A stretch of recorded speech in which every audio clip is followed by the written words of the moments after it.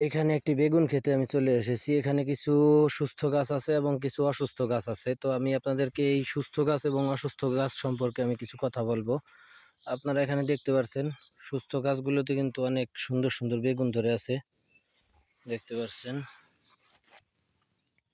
এই দেখেন, অনেক বেগুন ধরে আছে সুস্থ গাছগুলোতে। কিন্তু এখানে কিছু অসুস্থ গাছ দেখা যাচ্ছে। এখানে কিন্তু এই যে যে গাছগুলো দেখা যাচ্ছে, এটা এক ধরনের ভাইরাসে আক্রমণ করার কারণে এই গাছগুলো লাল হয়ে আছে।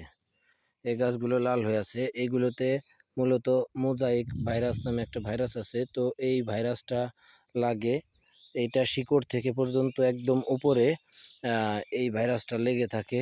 তো এই ভাইরাসের কারণে কিন্তু এই গাছে ফলন একদমই হয় না। তো আপনারা যারা বেগুন চাষি আছেন, শুরুর দিকে যখন দেখবেন যে আপনাদের গাছে মোজাইক ভাইরাসে আক্রমণ করেছে বা গাছের কালারগুলো ঠিক এরকম হয়ে গিয়েছে, তখন সেই গাছটি আসলে চিকিৎসা করে কোনো লাভ হয় না। ওই গাছগুলো কখনোই ভালো হয় না।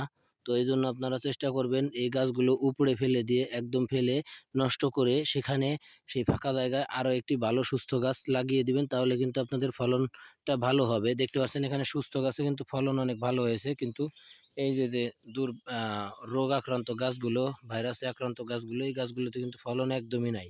তো এই গাছগুলো থাকার চেয়ে না থাকাই ভালো ছিল।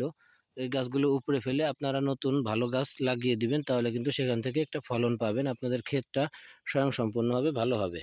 তো ভালো থাকবেন, সুস্থ থাকবেন। আসসালামু আলাইকুম।